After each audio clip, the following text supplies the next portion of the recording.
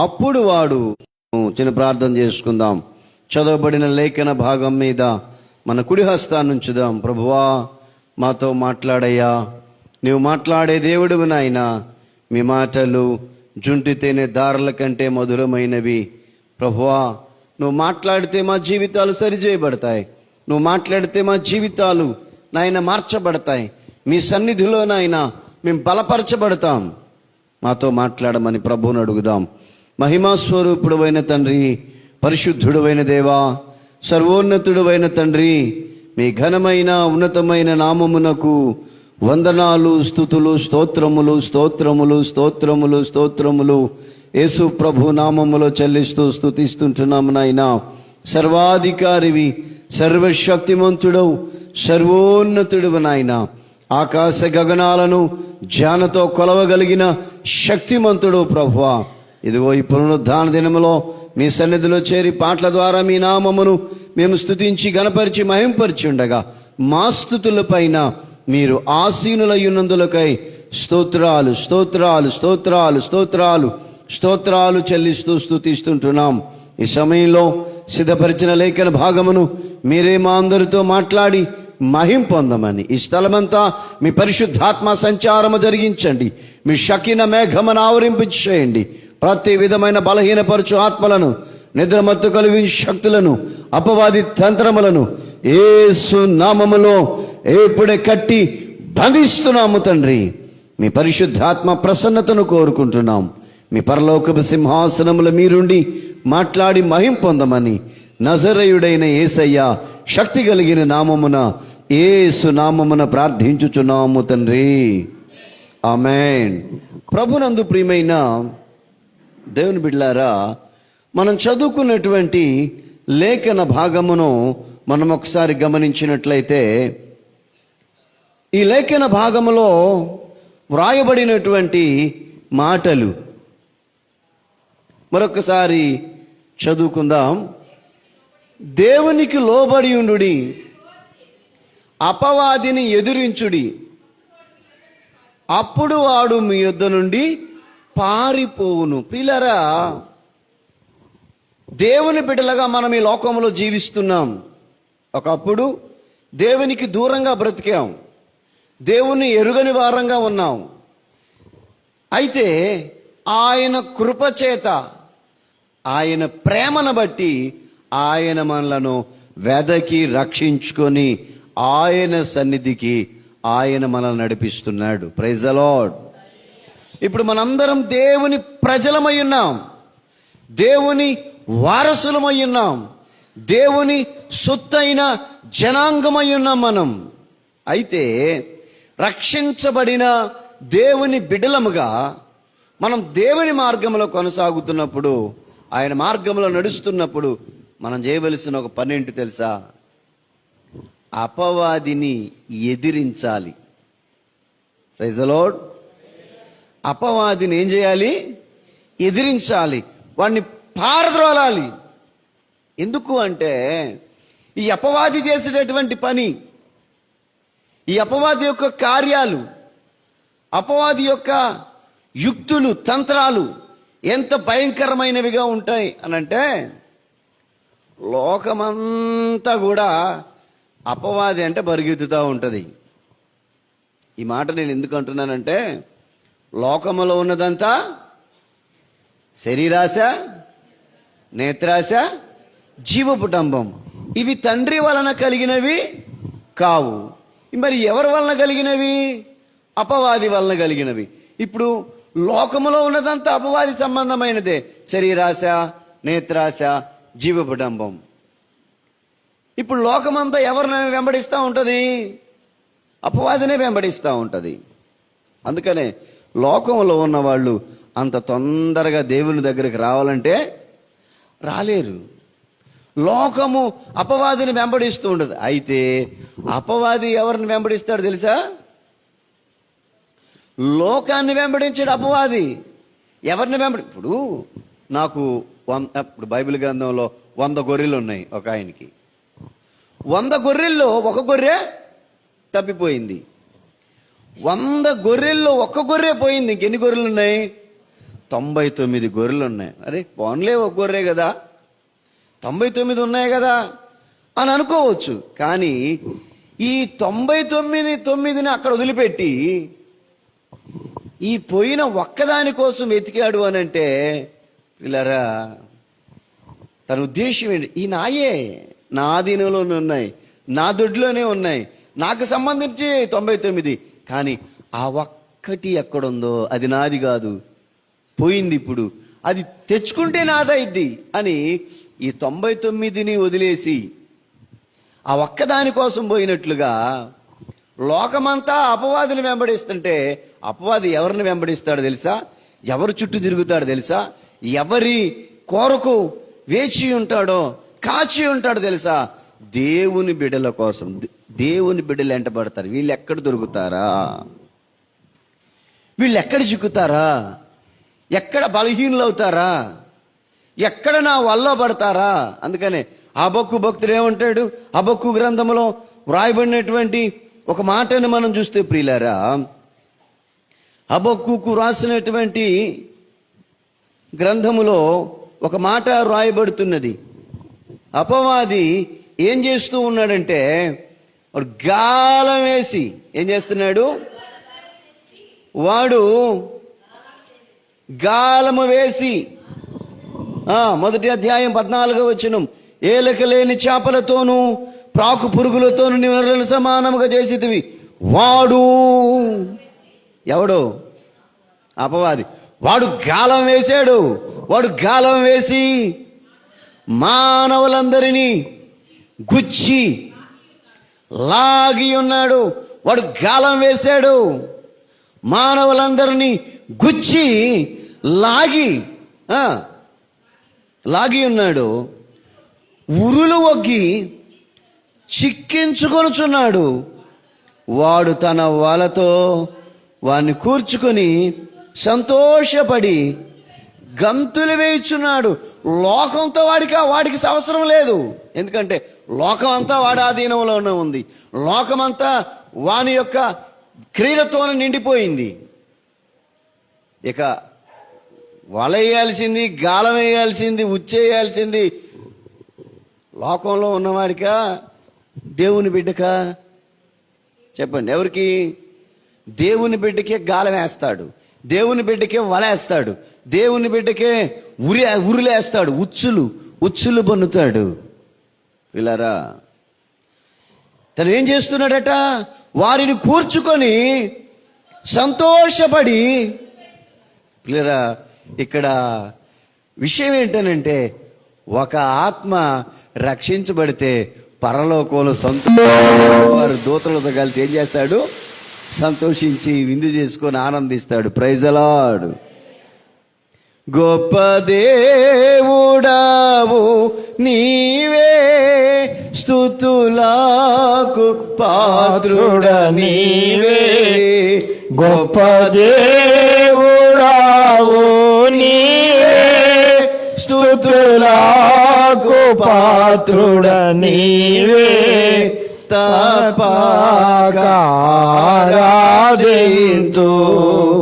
దయాళుడవు నీవే. తపకారాధింతు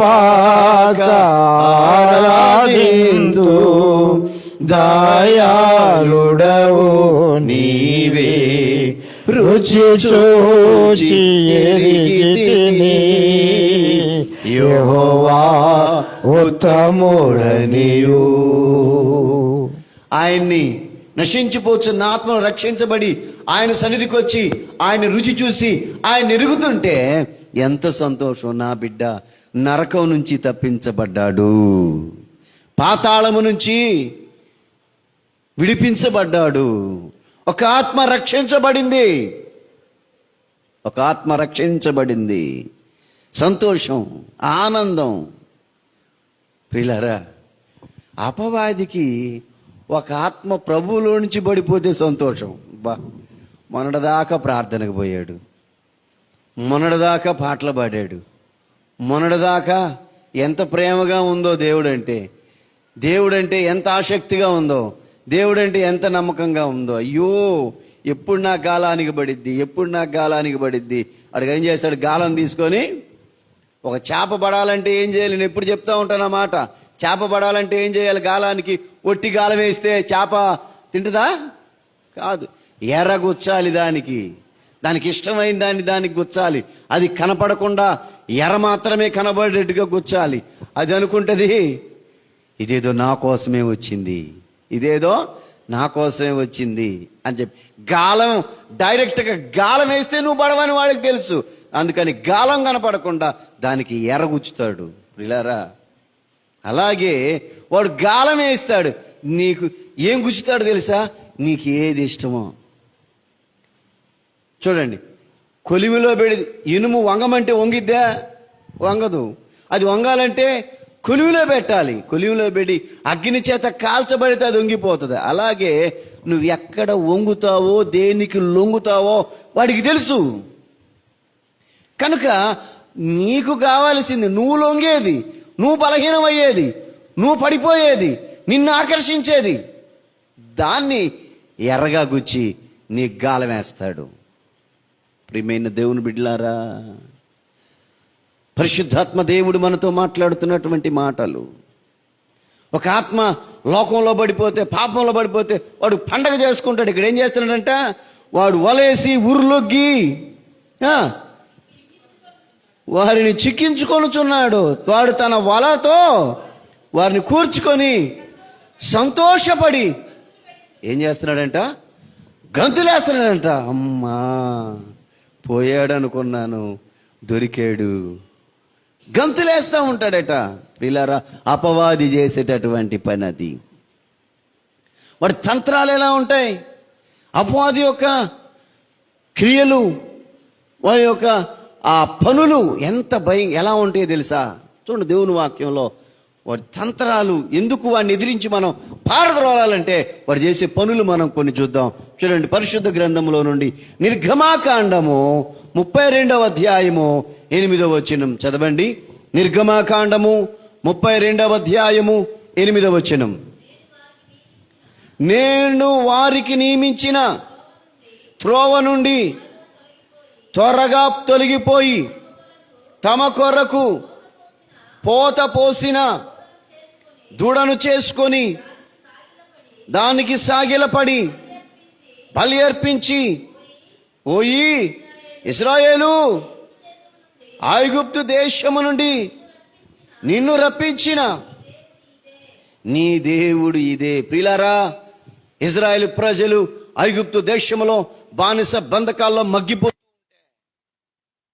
బానిస బంధకాల్లో చిక్కుకొని పోయి ఉంటే, ఆ భయంకరమైనటువంటి ఆ చీకటి కోరల్లో వాళ్ళు శోధించబడుతూ ఉంటే, నిజంగా వాళ్ళు మూలుగుతూ చాలా చాలా చాలా కృంగిపోయిన స్థితిలో, వాళ్ళ బ్రతికే భారమైపోయినటువంటి స్థితిలో ఉంటే దేవుడు వారిని జ్ఞాపకం చేసుకున్నాడు. చప్పట్లు కొట్టి దేవుని మహిమ పరుద్దాం. హల్లెలూయా. దేవుడు వారిని జ్ఞాపకం చేసుకొని బానిస బంధకాల్లో నుంచి మోషేని ఏర్పాటు చేసుకొని వారిని బయటికి తీసుకొచ్చి ఎన్ని అద్భుతాలు చేశాడు ఐగుప్తు దేశంలో.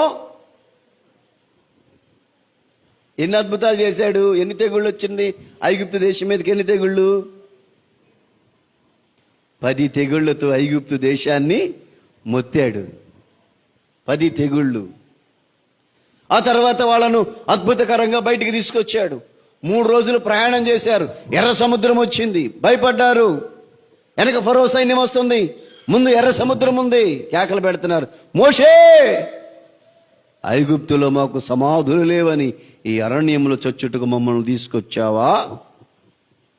మోషే, మా జోలికి రావద్దు అని చెప్పాం కదా, నీకు కనపడుతుంది కదా, ఇందుకే కదా. మోషే దేవుని సన్నిధిలో ప్రార్థన చేస్తే దేవుడు అంటాడు, నేడు యెహోవా మీకు కలుగజేయబో రక్షణను మీరు ఊరకే నిలబడి చూడండి. ఊరకే నిలబడి చూడండి, దేవుడు కలుగజేయబో రక్షణ. అద్భుతకరముగా ఊహించని సంఘటన. ఎర్ర సముద్రంలో నుంచి ఆరిన నేలన పోతామని వాళ్ళు అనుకున్నారా? ఊహించలేదు వాళ్ళు. అద్భుతకరంగా ఎర్ర సముద్రం 2 పాయలు చేశాడు. ఆ ఎర్ర సముద్రము మార్గంలో గుండా వాళ్ళు పడి ప్రయాణం చేసి ఆశ్చర్యకరంగా ప్రియులారా వాళ్ళు ఆ ఎర్ర సముద్రం దాటుకొని వాళ్ళు వెళ్తున్నప్పుడు వాళ్ళకు ఒక చట్టం లేదు, న్యాయ నిబంధనలు లేవు, ధర్మశాస్త్రం లేదు. కనుక వాళ్ళు తనకి ఎలా అనుకూలంగా నడవాలో, దేవునికి ఇష్టలుగా ఎలా ఉండాలో, ఎలా ఉంటే, ఎలా నడుచుకుంటే దేవునికి ఇష్టలుగా ఉంటారో ఆ 10 ఆజ్ఞలు ధర్మశాస్త్రమును ఆ సీనాయి పర్వతం మీదకి పిలిచాడు మోషేని. మోషే, ఇదిగో కొండెక్కిరా, కొండ మీదకి రా, విధి విధానాలను నేను నీకు ఇవ్వబోతున్నాను. నా ప్రజలు ఎలా నడుచుకోవాలి, నా ప్రజలు ఎలా జీవించాలి, నా ప్రజలు ఎలా ఉంటే నేను సంతృప్తి పడతాను అని ఆ కొండ మీదకి పిలిచి దేవుని యొక్క చట్టాన్ని, ధర్మశాస్త్రాన్ని దేవుడు వాళ్లకు సిద్ధపరుస్తూ ఉన్నాడు. ప్రియులారా, దేవుడు ఇచ్చిన 10 ఆజ్ఞలు ఎంతమందికి తెలుసు? మీ అందరికి తెలుసు అనుకోండి. ఎంతమందికి తెలుసు 10 ఆజ్ఞలు? 10 ఆజ్ఞలలో మొట్టమొదటి ఆజ్ఞ ఏది చెప్పండి? 10 ఆజ్ఞలలో మొట్టమొదటి ఆజ్ఞ చదవండి. పరిశుద్ధ గ్రంథములో నుండి శ్రేష్టమైనటువంటి మాటలను మనము ధ్యానం చేసుకుంటున్నాం. అపవాదిని ఎందుకు ఎదిరించాలి, అపవాదిని ఎందుకు పారద్రోలాలి అని చెప్పి ప్రియులారా మనం దేవుని వాక్యంలో చూస్తున్నామంటే వాడి తంత్రాలు, వాడి విధానాలు ఎలా ఉంటాయో చూడండి. నిర్గమాకాండం 20వ అధ్యాయము 3వ వచనం. నేను తప్ప వేరొక దేవుడు నీకుండకూడదు, పైన ఆకాశం అందే గాని, క్రింద భూమి ఎందే గాని, భూమి క్రింద నీళ్ల ఎందే గాని ఉండు దేని రూపమునైనను నీవు చేసుకొనకూడదు, సాగిలపడకూడదు. ఏం చెప్తున్నాడు? మొట్టమొదట ఆజ్ఞిస్తున్నాడు పైన, నేనే నిన్ను దాస్య గృహమైన ఐగుప్తు దేశములో నుండి బయటికి తీసుకుని వచ్చింది, నేనే దేవుడను, నేను తప్ప వేరొక దేవుడు నీకుండకూడదు అని ఒక ఆజ్ఞలను ప్రభు ఎక్కడిస్తున్నాడు? సీనాయి పర్వతం మీద ఆ ఆజ్ఞలు ఇస్తున్నాడు. ప్రియులారా, అపవాదిని ఎందుకు పారదోరాలో తెలుసా? దేవుని కార్యాలు ఎక్కడ జరుగుతూ ఉంటాయో అక్కడ అపవాది తన పనిని బలంగా చేయాలని ప్రయత్నం చేస్తాడు. దేవుడు ఆయన చట్టాన్ని ఇస్తా ఉంటే సీనాయి పర్వతం మీద కింద వీడేం చేస్తున్నాడో తెలుసా? ప్రజలను ప్రేరేపించాడు. ఇదిగో మోషే ఏమైపోయాడో మాకు తెలీదు. ఇప్పుడు పోయి ఎన్ని రోజులైంది? చాలా రోజులైంది. ఎన్ని రోజులు ఉన్నాడు మోషే పర్వతం మీద? 40 రోజులు, 40 పగళ్ళు, 40 రాత్రులు. వీళ్ళు అనుకుంటున్నారు మోషే వెళ్ళాడు, చూశారు, రాలేదు ఇంకా మోషే ఏమాయనో మాకు తెలియదు. మోషే వెళ్ళాడు సీనాయి పర్వతం మీద, మోషే కొరకు కనిపెట్టుకొని యెహోషువ మోషే కొరకు కనిపెట్టుకొని ఉన్నాడు. అయితే ప్రియులారా, అహరోను ఒక్కడే సమాజంలో ఉన్నాడు, పాలెంలో ఉన్నాడు. మొత్తం వచ్చారు అహరోను దగ్గరికి. ఇదిగో మోషే ఏమాయనో మాకు తెలీదు, ఇప్పుడు మాకేం కావాలి? అర్జెంటుగా ఒక దేవుడు కావాలి. నిజంగా అక్కడ అహరోను ఎంత కృంగిపోయి ఉంటాడు, ఎంత నలిగిపోయి ఉంటాడు.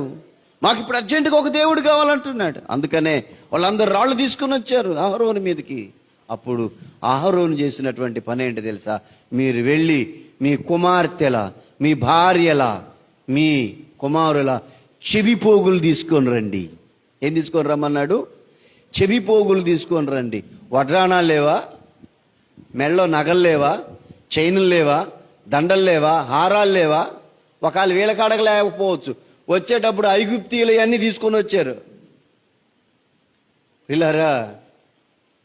కానీ చెవి పోగులు తీసుకొని రమ్మన్నాడు. ఎందుకు అనంటే వీరు లోబడనొల్లని, విననొల్లని ప్రజలు. ఎవరు వీళ్ళు? విననొల్లని వాళ్ళు. కనుకనే మీ చెవి పోగులు తీసుకొని రండి, చెవి పోగులు తీసుకొని రండి. చెవులు వినటానికి గుర్తు. మందము చెవులు ఉన్నాయి ప్రియులారా, చెవిటి చెవులు ఉన్నాయి. బైబిల్ గ్రంథంలో చూస్తే చెవి యొక్కని ప్రజలు ఉన్నారు, లోపడని వాళ్ళని విని విడిచిపెట్టే వాళ్ళు ఉన్నారు. ఇట్లాగనే ఒక జింకంట లేక లేక లేక లేక ఒక బిడ్డకు జన్మనిచ్చిందంట. దాన్నంట చాలా జాగ్రత్తగా అపురూపంగా పెంచుకుంటుందంట. ఎవరిని? ఆ పిల్లని. రోజు వెళ్ళేటప్పుడు ఒక గుహలో భద్రపరిచి, అమ్మా ఎట్టి పరిస్థితుల్లో కూడా నువ్వు బయటికి రావద్దు, ఏది ఏమైనా సరే నువ్వు లోపలే ఉండు, నేను వస్తాను, నేను వచ్చే వరకు నువ్వు బయటకు రాకూడదని చెప్పింది. సరే, రోజు అలా ఆహారానికి వెళ్తుంది. ఈ పిల్ల ఆ గుహలోనే ఉంటుంది. రోజు చెప్పినట్లుగానే ఒకరోజు అలా చెప్పి ఎట్టి పరిస్థితులు నువ్వు బయటకు రావద్దు అని చెప్పిందండి. చెప్పి వెళ్ళిపోతే ఈ లోపల ఉన్నటువంటి జింక పిల్ల అనుకుంటుందంట, రోజు నన్ను మా అమ్మ బయటికి రావద్దు అంటుంది, అసలు బయటకు వస్తే ఏమైద్దో చూద్దాం, అసలు బయటకు వచ్చి ప్రియులారా బయటకు వచ్చి చూద్దాం అనుకుందంట. అనుకొని బయటకు చిన్నగా బయటకు చూస్తే చక్కగా ప్రశాంతమైన వెలుగు, గుహలో చీకటిగా ఉంది. బయటకు వచ్చింది, వెలుతురు అంతా బాగుంది, పచ్చిక మైదానాలు చాలా బాగుంది చూడటానికి. రోజు చూడలేదు కదా, ఆ రోజు కొత్తగా చూసేసరికి చాలా ఆహ్లాదకరంగా ఉంది అనుకుందంట. ఇంత మంచి ప్రదేశాన్ని, ఎంత మంచి పరిస్థితుల్లోనికి నేను రాకుండా మా అమ్మ ఎందుకు రోజు ఇక్కడే ఉండు నన్ను రోజు ఎందుకు అట్లా చేసింది? మా అమ్మకి న్యాయం లేదు అని చెప్పి అనుకొని ఇక అది గంతులేస్తూ అటు ఇటు పరిగెత్తూ ఉండేసరికే ఒక నక్క చూసిందంట. నక్క చూసి సింహానికి చెప్తే సింహం ఏం చేసిందంటే ఆ పిల్లను ఒక్క దెబ్బతో కొడితే ఆ లేడి పిల్ల చనిపోయింది.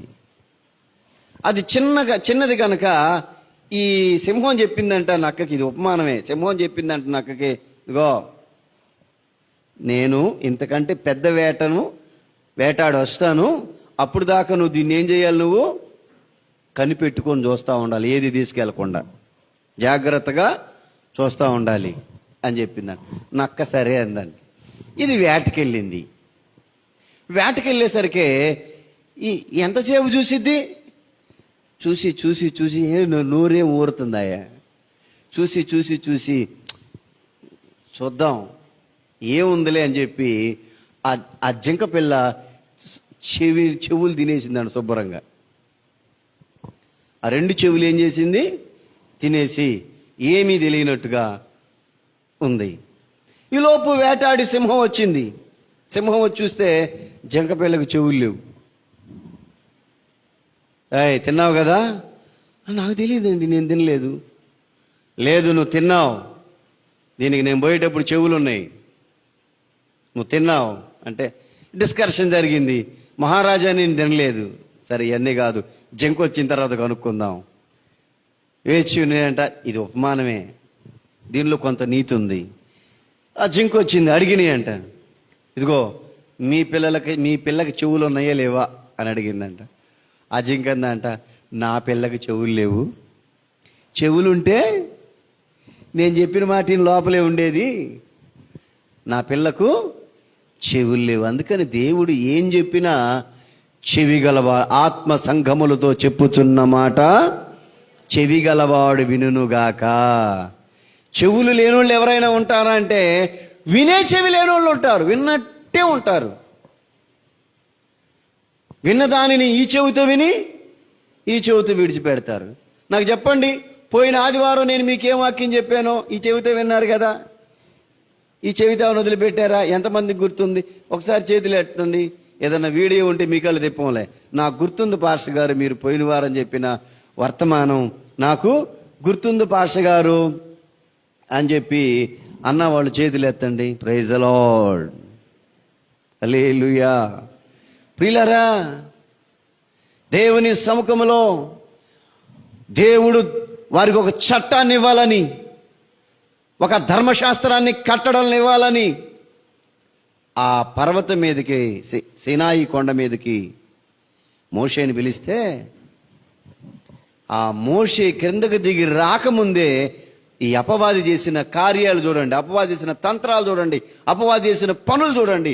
ప్రజలను రేపి అర్జెంటుగా మాకు ఇప్పుడు ఒక దేవుడు కావాలి.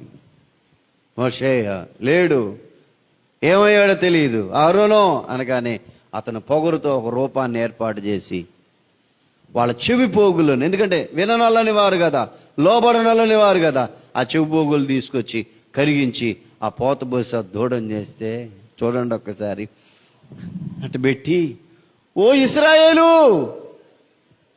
నిన్ను ఐగుప్తులో నుంచి బయటకు తీసుకువచ్చిన నీ దేవుడిదే. ఏం తీసుకొచ్చిందంట? ఆ దూడ వాళ్ళని ఐగుప్తులో నుంచి బయటికి తీసుకొచ్చిందంట. ప్రియులారా, సంబరాలు చేస్తున్నారు, నాట్యాలు చేస్తున్నారు, పండగ చేసుకుంటున్నారు.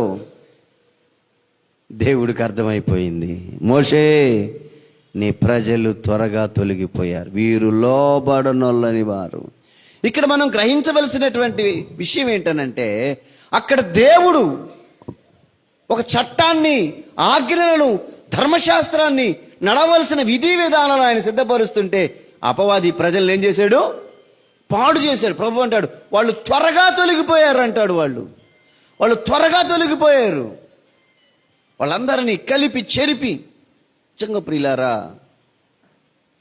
ఆ కొండ దిగొచ్చి మోషే వేదనతో, కోపంతో, రౌద్రంతో ఆ ఇచ్చిన రాతి పలకలు, 10 ఆజ్ఞల రాతి పలకలు ఏం చేశాడు? విసిరేశాడు, పగలగొట్టాడు. ఒక భయంకరమైన అగ్ని చేత వాళ్ళు కాల్చబడ్డారు. ఈ మధ్యాహ్నకాల సమయంలో పరిశుద్ధాత్మ దేవుడు మనతో మాట్లాడుతున్నాడు. ఎందుకు ఎదిరించాలి వాడిని, ఎందుకు పారద్రోలాలి అపవాదిని అంటే, దేవుని కార్యాలను పాడు చేస్తూ ఉంటాడు, ఆత్మీయతను పాడు చేస్తూ ఉంటాడు, ఆత్మీయతలో నువ్వు నిలబడకుండా చేస్తూ ఉంటాడు, దేవుని కొరకు నువ్వు బ్రతకకుండా చేస్తూ ఉంటాడు. రెండవదిగా మనం చూస్తే ప్రియులారా, చూడండి, ఆదికాండం 15వ అధ్యాయం 11వ వచనం. ఆదికాండము 15వ అధ్యాయము 11వ వచనం. గ్రద్దలు ఆ కళేబరం మీద వాలినప్పుడు అబ్రాము వాటిని తోలివేసెను. ప్రొద్దుగుంకపోయినప్పుడు అబ్రామునకు గాఢ నిద్ర పట్టెను. భయంకరమైన కటిక చీకటి అతనిని కమ్మగా, ఆయన నీ సంతతి వారు తమది కాని పరదేశమందు నివసించి ఆ దేశపు వారికి దాసులుగా నుందురు. ప్రియులారా, ఇక్కడ ఇంకొక వాక్యాన్ని మనం చూస్తున్నాం. దేవుడు హారాను దేశంలో, మెసొపొతామియా ప్రాంతంలో, ఊర్ అనేటటువంటి ఒక చిన్న గ్రామంలో ఉన్నటువంటి తెరాహు కుమారుడైనటువంటి అబ్రహామును పిలిచాడు. దేవుడు అబ్రహామును పిలిచి, నేను నిన్ను ఆశీర్వదిస్తాను, నిన్ను గొప్ప జనాంగంగా చేస్తాను, నిన్ను దీవించిన వారు దీవించబడతారు, నిన్ను శపించిన వారు దూషించబడతారు, నీ సంతానం సముద్రపు ఇసుక రేణుల వలె, ఆకాశ నక్షత్రముల వలె ఉంటారు. అబ్రహామా బయలుదేరిరా అంటే దేవుని మాట విని అబ్రహాం బయలుదేరి వచ్చాడు. అయితే ప్రియులారా, అబ్రహాము దేవుణ్ణి ఏమడిగాడు తెలుసా? 15వ అధ్యాయము 7వ వచనం చదవండి. మరియు ఆయన, నీవు ఈ దేశమును స్వతంత్రించుకొనున్నట్లు దానిని నీకు ఇచ్చుటకు కల్దీల ఊరను పట్టణములో నుండి నిన్ను యువతలకు తీసుకొని వచ్చిన యెహోవాను నేనే అని చెప్పినప్పుడు అతడు, ప్రభు అయిన యెహోవా, నేను దీనిని స్వతంత్రించుకొనదనని నాకెట్లు తెలియను. దేవుడు అన్నాడు, నీకు నేను స్వాస్యంగా ఇస్తాను, నీ సంతానానికి నేను స్వాధీనపరుస్తానంటే అబ్రాహాం ఏమడుగుతున్నాడంటే, ప్రభు అయిన యెహోవా, ఇది నేను దీనిని స్వతంత్రించుకున్నట్లు నాకెట్లా తెలుస్తుందయ్యా? నాకు ఒక సూచన కావాలి. అప్పుడు దేవుడు చెప్తాడు, అలాగైతే చూడండి, ఆడు కొన్ని మాటలు చెప్తాడు. ఆయన 3 ఏండ్ల పెయ్యను, 3 ఏండ్ల మేకను, 3 ఏండ్ల పొటేలును, ఒక తెల్లగువ్వను, ఒక పావుర పిల్లను నా యొద్దకు తెమ్మని అతనితో చెప్పాను. అతడు అవన్నీ తీసుకొని వాటిని నడుముకు ఖండించి దేని ఖండమును దాని ఖండమునకు ఎదురుగా ఉంచెను. పక్షులను అతడు ఖండింపలేదు. గ్రద్దలు ఆ కళేబరముల మీద వ్రాలినప్పుడు అబ్రాము వాటిని తోలివేసెను. ప్రియులారా, పరిశుద్ధాత్మ దేవుడు మనతో మాట్లాడుతున్న మాటలు. దేవుడు ఒక సూచన చెప్పాడు. ఇదిగో 3 ఏండ్ల పెయ్యను, 3 ఏండ్ల మేకను, 3 ఏండ్ల పొట్టేలును, ఒక తెల్లగువ్వను, ఒక పావురు పిల్లను తీసుకొచ్చి ఖండించి దేని ఖండానికి ఎదురుగా దాని ఖండాన్ని ఉంచు. నేను అగ్ని మయమైనటువంటి నేను రాజుచున్న పొయ్యి వలె నేను దానిలో నుండి నేను నీ ముందుగా నడిచిపోతాను. ప్రియులారా, ఆ సూచనను బట్టి ఇది నీకు నేను స్వాధీనపరుస్తానని నీకు ఒక సూచన. నీ సంతానం ఈ స్థలాన్ని, ఈ దేశాన్ని, ఈ ప్రాంతాన్ని స్వాధీనపరచుకు నేను ఒక సూచన అని చెప్పి అబ్రహాముకు చెప్తే అబ్రహాము బలర్పించి వాటిని సిద్ధపరిచాడు. అయితే గ్రద్దలు ఆ కళేబరముల మీద వ్రాలగా వాటిని ఏం చేశాడు? తోలివేశాడు. కారణం ఏంటనంటే ఆయన వాటి మధ్యగా నడిచిపోవాలి. కానీ అపవాది అక్కడ తంత్రం ఏంటంటే ఆ పని గలిబిలైపోవాలి. ఆ గ్రద్దలు ఆ కళేబరం మీద వాడటానికి ప్రయత్నం చేసింది. అంటే ఆ పనిని పాడు చేయటానికి ప్రయత్నం చేసినాయి. అబ్రహాము వాటిని తోలివేశాడు. అయితే ప్రియులారా, పొద్దుగుంకబోయినప్పుడు అబ్రహామునకు గాఢ నిద్ర పట్టెను. భయంకరమైన కటిక చీకటి కమ్మగా. చూడండి, ఆ గ్రద్దలు తోలేశాడు. ఎదురు చూస్తున్నాడు దేవుని కోసం. ఆ గ్రద్దలు తోలేశాడు. ఆ తరువాత అతని మీదకి వచ్చినటువంటిది ఏంటంటే గాఢ నిద్ర. పిల్లరా, దేవుని సన్నిధికి వచ్చినప్పుడు దేవుని బిడ్డలమైనటువంటి మనము ఎంత మాత్రం కూడా నిద్రకు సమయాన్ని ఇవ్వకూడదు. ప్రార్థనకు వచ్చిన తర్వాత నిద్రకు అవకాశం ఇవ్వకూడదు. ఎందుకంటే నిద్రమత్తు ఎలాంటిదో తెలుసా? చూడండి, బైబిల్ గ్రంథంలో సామెతల గ్రంథం 23వ అధ్యాయం 21వ వచనం చదవండి. సామెతల గ్రంథము 23వ అధ్యాయము 21వ వచనం.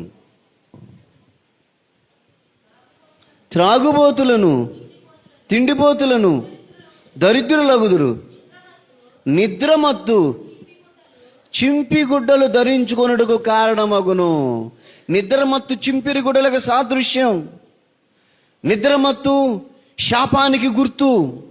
నిద్రమత్తు దేవుని మాటలు వినకుండా. చూడండి, ఒక ఆమె అంట ప్రార్థనకు వచ్చి సాక్ష్యం చెబుతుందంట. ఏం సాక్ష్యం?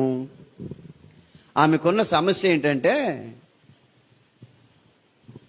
నిద్రే రావట్లేదంట. ఆమెకి ఏం రావట్లేదు? నిద్ర పట్టట్లేదు.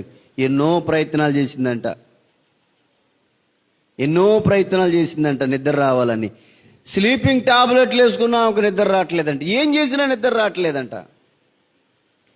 చేయాల్సినవన్నీ చేసిందంట నిద్రపోవటానికి. ఏమి నిద్రే పట్టట్లేదంట. ఒక రోజంట ఒక ఆమె చెప్పిందంట, ఇదిగో నీకు నిద్ర రావాలంటే ప్రార్థనకు పో. నిద్ర రావాలంటే ఎక్కడికి పోవాలి? ప్రార్థనకు పో. నీకు నిద్ర రాకపోతే నన్ను అడుగందంట. నీకు నిద్ర రాకపోతే నన్ను అడుగందంట. సరే, ఆమె ఆ రోజు బాగా చక్కగా తలస్నానం చేసి ఒక ఫ్యాన్ చూసుకొని చర్చికి వచ్చి, మందిరానికి వచ్చి ఫ్యాన్ చూసుకొని కొద్దిగా ఒక గోడ, ఒక స్తంభం ఆసరా చేసుకొని కూర్చున్న కాసేపటికి ఆ ప్రాణం ఎడిపోయింది. అర్థం కాలేదు. హాయిగా నిద్రపోయిందంట. సీరియల్ చూసేటప్పుడు నిద్ర రాదు. సెల్ ఫోన్ చూసేటప్పుడు నిద్ర రాదు. టీవీ చూసేటప్పుడు నిద్ర రాదు. ప్రార్థనకు వస్తే ఏమొచ్చింది? పాపం వాళ్ళకు కూడా వినాలంటుంది దేవుని వాక్యం. కష్టంగా తెరుస్తూ ఉంటారు కళ్ళు. కష్టంగా, ఇబ్బంది. పాపం వాళ్ళకి వాక్యం వినాలంటుంది. కటిక చీకటి అంటే అపవాది. వాళ్ళు దేవుని మాటలు వినకుండా వాళ్ళ కన్నులకు నిద్రమత్తు కలుగజేస్తాడు. ప్రియులారా, వాళ్ళ హృదయంలో దేవుని వాక్యం చోటు లేకుండా, వాళ్ళ హృదయంలో దేవుని వాక్యం పనిచేయకుండా నిద్రపోయే వాళ్ళకి ఏం తెలిసిద్దండి? ఏం తెలిసిద్దా? ఏమీ తెలియదు నిద్రపోయే వాళ్ళకి ఎంత మాత్రం కూడా. ప్రియులారా, పరిశుద్ధాత్మ దేవుడు మనతో మాట్లాడుతున్నటువంటి మాటలు, నిద్రమత్తు చింపిగుడ్డలకు గుర్తు, సాదృశ్యము. అది శాపానికి గుర్తు. అది దేవుని యొక్క వాక్యపు లోతుల్లోకి వెళ్లకుండా ఏం చేస్తూ ఉంటుంది? అడ్డుకుంటా ఉంటుంది. హాయిగా నిద్రపోతుందంట. ఏడకొచ్చి ప్రార్థనకు వచ్చి హాయిగా నిద్రపోతుందంట. ఎందుకు వచ్చా ప్రార్థనకి? నిద్రపోవటానికి వచ్చావా? హాయిగా నిద్రపోయింది. 1 వారం పోయింది, 2వ వారం పోయింది, 3 వారాలు పోయింది. 4వ వారం ఆమె పాస్టర్ గారి దగ్గరకు వచ్చి, అయ్యగారు నేను సాక్ష్యం చెప్పాలండి, దేవుడు నాకు చేసిన మేలు. ఈయన ఏదో అనుకున్నాడు. సరే చెప్పమ్మా, సాక్ష్యం చెప్పు అని చెప్పి అన్నాడు. ఆమె లేచి, అమ్మా ఎక్కడికి పోయినా నాకు నిద్ర పట్టలేదమ్మా, ప్రార్థనకు వచ్చినాక నాకు హాయిగా అసలు మందిరంలో కడుగు పెడితేనే నాకు నిద్ర వస్తుందమ్మా. అసలు ఎన్నాళ్ళో పోయిందోనమ్మా హాయిగా నిద్రపోయి ఈ 2 వారాల నుంచి ఆ గోడ కానుకొని హాయిగా నిద్రపోతున్నాను. దేవుని స్తోత్రాలు చెప్పండి. హల్లెలూయా. ఎందుకు? మందిరానికి వచ్చి నిద్రపోయినందుక. ప్రియులారా, నిద్రని ఆత్మీయ స్థితిని పాడు చేస్తుంది.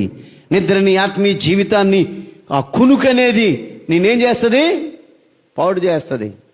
ఒక సంఘంలో పాస్టర్ గారు, సందర్భం వచ్చి చెప్తున్నా, ఒక సంఘంలో పాస్టర్ గారు వాక్యాన్ని అసలు చాలా ఆసక్తిగా బోధిస్తున్నాడంట.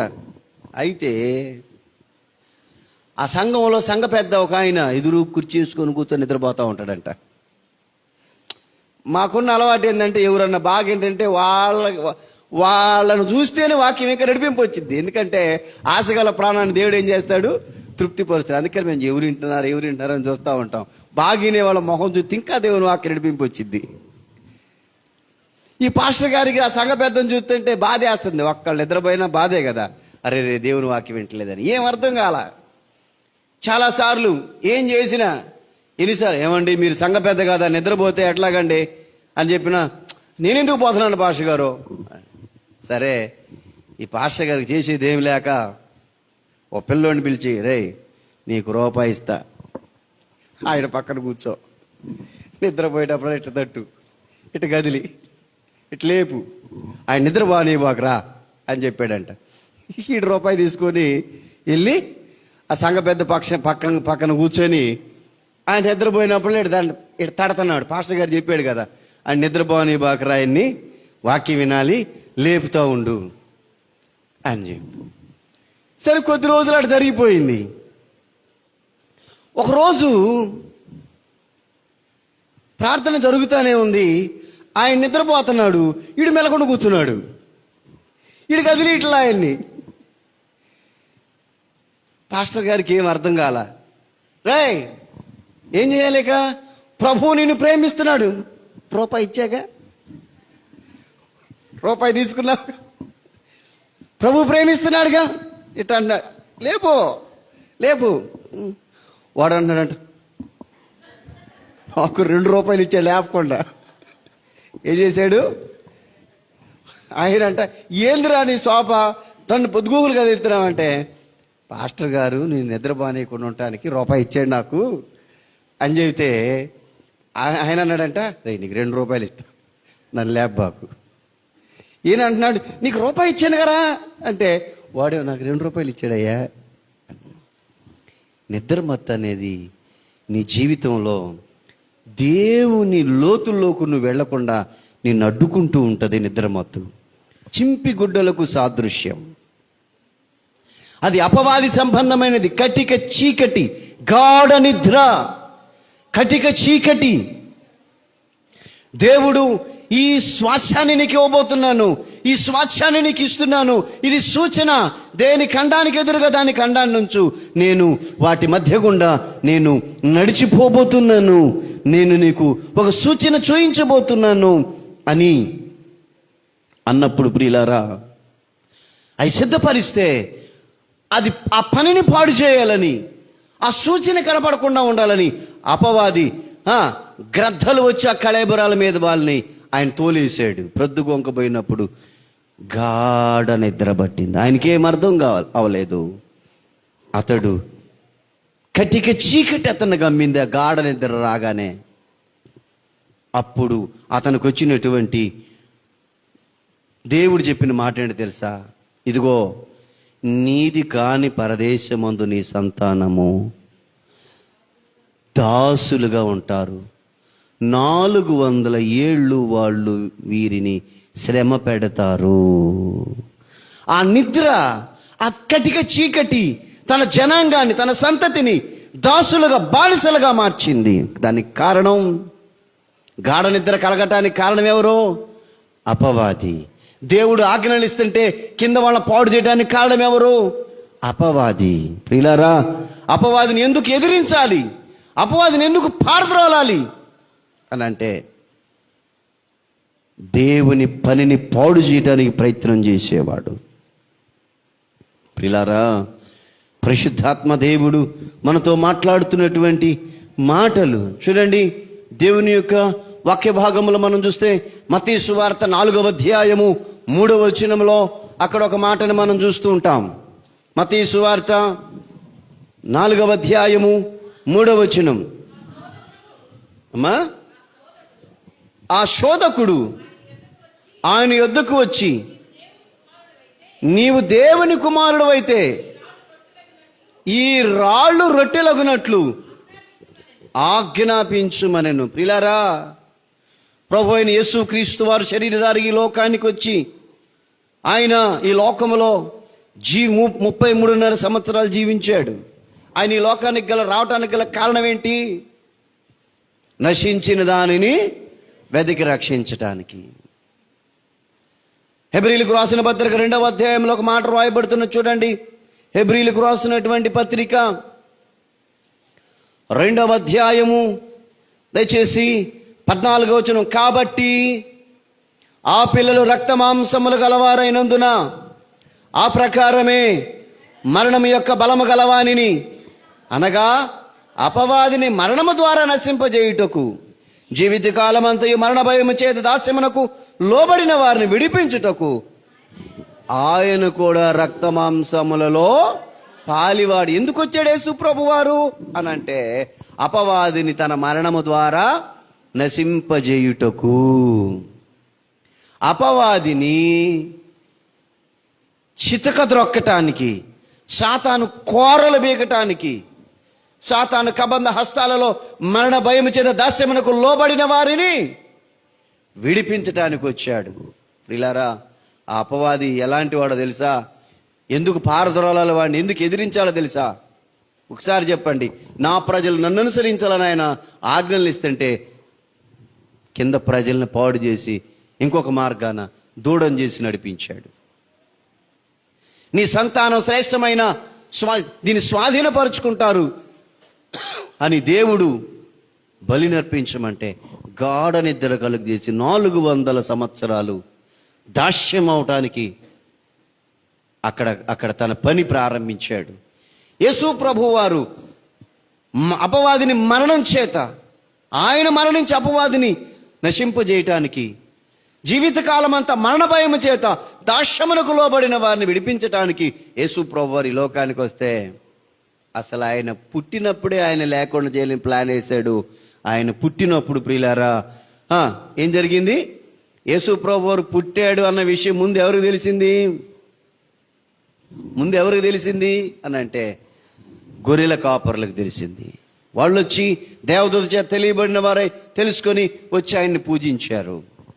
ఆ తర్వాత తూర్పు దేశము నుండి జ్ఞానులు వచ్చారు. ప్రియులారా, జ్ఞానులు వచ్చినప్పుడు వాళ్ళు రాజు ఎక్కడ పుడతాడంటే రాజనగర్లో పుడతాడు.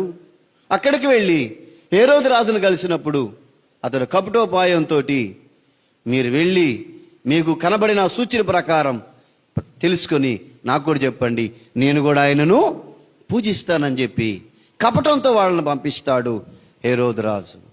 కానీ జ్ఞానులు ప్రభువును ఆరాధించి దేవుని చేత బోధించబడిన వారై వాళ్ళు వేరొక మార్గాన్ని వెళ్ళిపోయినప్పుడు హేరోదు ప్రియులారా ఆయన జన్మించినటువంటి ఆ కాలాన్ని పరీక్షించి తెలుసుకొని 2 సంవత్సరముల లోపు పసిపిల్లలను మగపిల్లలను ఏం చేయించాడు? చంపించాడు. అప్పుడే వేశాడు ప్లాను అపవాది. ఆ కత్తివాత జరిగితే, వధ జరిగితే ఆ వధలో పోతాడు ఎవరో? యేసు ప్రభు.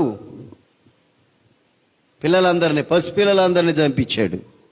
కానీ సర్వశక్తి గల దేవుడు ఆ యేసేపు మరియమ్మలతో మాట్లాడి, ఇదిగో హేరోదు వలన హాని జరగబోతుంది, నీ బిడ్డను తీసుకొని ఐగుప్తుకి వెళ్ళిపో. ప్రియులారా ఆ తర్వాత ఆయన పెరిగి పెద్దవాడై సేవారంభానికి వచ్చాడు.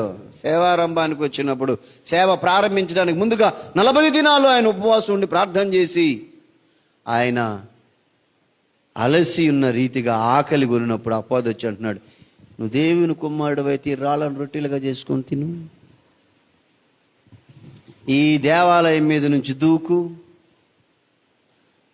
ఫైనల్గా ఒక మాట అంటాడు చూడండి, మత్తయి సువార్త 4వ అధ్యాయంలో యేసు ప్రభు వారితో అపవాది చెప్పినటువంటి 3వ మాట ఏమిటి అని అంటే చూడండి, బైబిల్ గ్రంథం 9వ వచనం,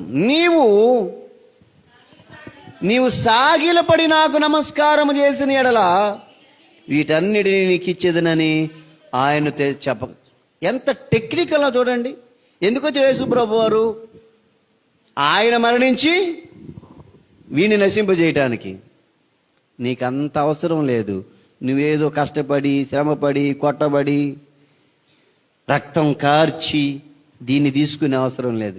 నాకు నమస్కారం చేస్తే నీకు ఇస్తాను. చూసారు ప్రియులారా? ఏంటది? గాలం. ఎవరికి వేసాడు?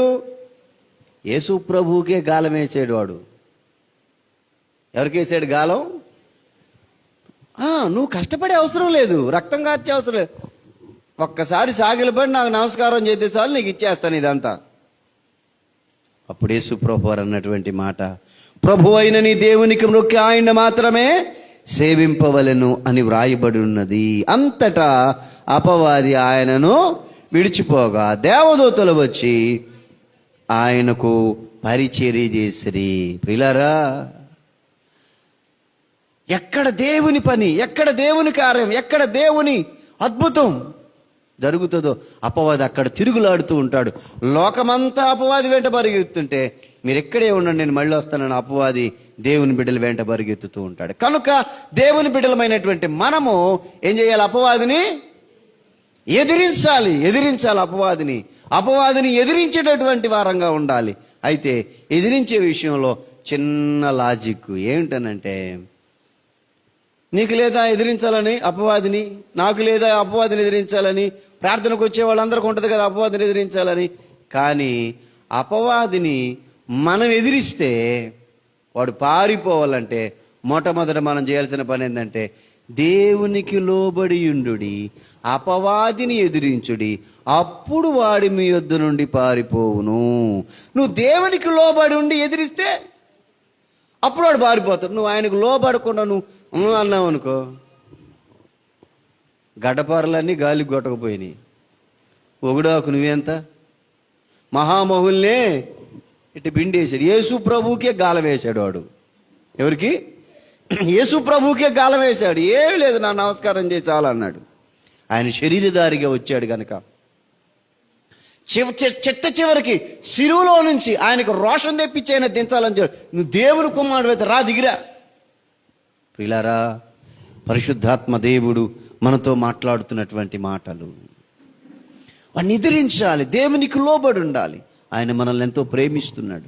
మన కొరకు పరలోకాన్ని విడిచి ఆయన ఈ భూలోకానికి వచ్చి ఆయన శరీరధారిగా జీవించి మనందరం రక్షణ పొందాలని, ఎవరో నశించిపోవటం ఆయనకి ఇష్టం లేక ఆయన మన కోసం బలైపోయాడు. ప్రియులారా, కనుక అపవాదిని ఎదిరించాలి. ఎందుకు చెప్పండి? ఇప్పుడు ఏం చేస్తాడు? ఎక్కడ దేవుని పని ఉంటుందో అక్కడ ప్రజలను పాడు చేయాలని చూస్తూ ఉంటాడు. ఆయన పర్వతం మీద ఆజ్ఞలు ఇస్తుంటే కింద ప్రజలను పాడు చేశాడు. మరియు నిన్ను ఆశీర్వదించబోతున్న, నీ స్వాధీనపరచుకుంటారు వీళ్ళంటే గాఢ నిద్ర కలిగించి శోధించి 400 ఏళ్ళు బానిసత్వాన్ని వాళ్ళ జీవితాలకు కలిగేటట్లుగా శోధించాడు. ఆయన మరణము ద్వారా నశింపజేయాలని వస్తే నువ్వు నాకు నమస్కారం చేయి, నీకు ఇచ్చేస్తానంటున్నాడు. ప్రియులారా, ఈ యొక్క మధ్యాహ్న కాల సమయంలో మన కోసం శ్రమపడి మనల్ని ప్రేమించి, నిజంగా ఆ దేవుని ప్రేమ ఎంతో గొప్పది, అమూల్యమైనది, ఎంతో శ్రేష్టమైనది ఆ దేవుని యొక్క ప్రేమ. నిజంగా తల్లి కంటే, తండ్రి కంటే, తోబుట్టువుల కంటే, నీ అనుకున్న వారి కంటే ఆయన ప్రేమ స్థిరమైనది. అందుకనే ఒక దైవజనుడు అన్నాడు, ఎవరు నన్ను చేయి విడచినా యేసు చేయి విడువడు, ఎవరు నన్ను చేయి విడచినా యేసు చేయి విడువడు, చేయి విడువడు, చేయి విడువడు, చేయి విడువాడు, నన్ను చేయి విడువాడు. ఆయన చెయ్యి విడవని దేవుడు. ప్రమాణం చేసి దైవజనుల ఎదుట, సంఘం ఎదుట, పెద్దల ఎదుట, దేవుని ఎదుట ప్రమాణం చేసిన భర్తే మర్చిపోయి వదిలిపెట్టవచ్చు చెయ్యి. నిన్ను కాదనుకోవచ్చు. నీ భర్తే నిన్ను సరిగా ప్రేమించలేకపోవచ్చు. నీ భర్త నిన్ను సరిగా అర్థం చేసుకోలేకపోవచ్చు. నీ తల్లిదండ్రులే నిన్ను అర్థం చేసుకోలేకపోవచ్చు. నీ తల్లిదండ్రులే నువ్వు అర్థం చేసుకోలేకపోవచ్చు. ఎవరు నిన్ను అర్థం చేసుకున్నా, ఎవరు నిన్ను అర్థం చేసుకోకపోయినా, మనిషికి ఉన్న నైజం ఏమిటంటే అర్థం కంటే అపార్థమే ఎక్కువ చేసుకుంటాడు మనిషి. కానీ అర్థం చేసుకోలేకపోయినా పర్వాలేదు, కానీ ఎదుటి వాళ్ళని ఎప్పుడు కూడా అపార్థం చేసుకోకూడదు. ప్రియులారా, నిజంగా ఎవరు ప్రేమించినా, ఎవరు ప్రేమించకపోయినా, ఎవరు నీతో ఉన్నా, ఎవరు నీతో లేకపోయినా, ఒకే ఒక్క ధైర్యం, ఈ భూమి మీద నా ప్రభువు నాతో ఎప్పుడు ఉన్నాడు. కొట్టండి గట్టిగా చప్పట్లు, హల్లెలూయా. అందుకని నీవుంటే నాకు చాలు యేసయ్యా, నీ వెంటే నేను ఉంటానేసయ్యా, నీ మాట చాలయ్యా, నీ చూపు చాలయ్యా, నీ తోడు చాలయ్యా, నీ నీడ చాలయ్యా. అయ్యా నువ్వు ఉంటే చాలయ్యా. ఎన్ని బాధలున్నను, ఇబ్బందులైనను,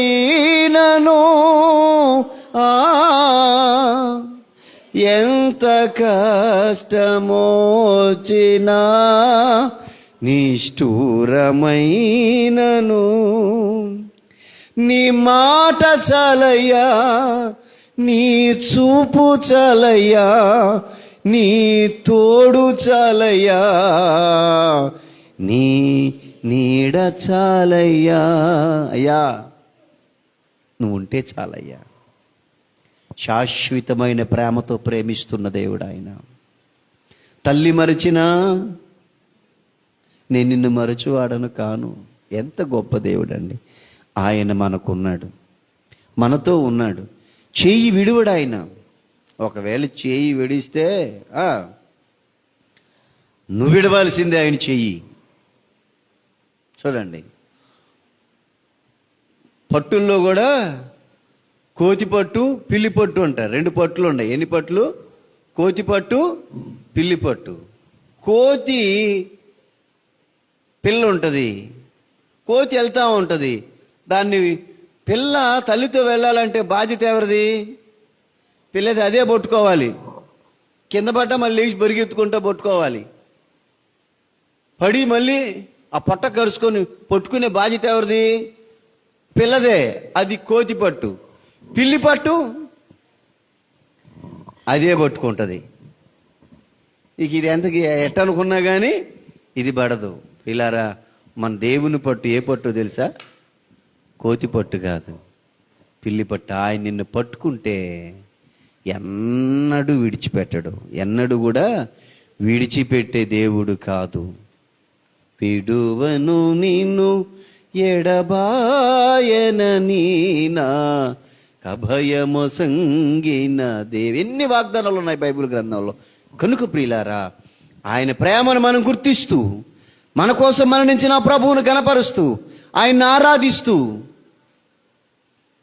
ఆయన కోసం బ్రతుకుతున్న మనల్ని శోధించటానికి, బలహీనపరచటానికి, చెడగొట్టడానికి, పడగొట్టడానికి పొంచులేసి ప్లాన్లేసి తిరుగులాడుతున్న అపవాదిని ఎదిరించి, ఆయనకు లోబడి, మనల్ని ప్రేమించిన ప్రభువుకు లోబడి వాడిని అపవాదిని ఎదిరించి పారద్రోలుతున్న వారమై దేవుని సన్నిధిలో ఆయన కొరకు సిద్ధపడుదుముగాక.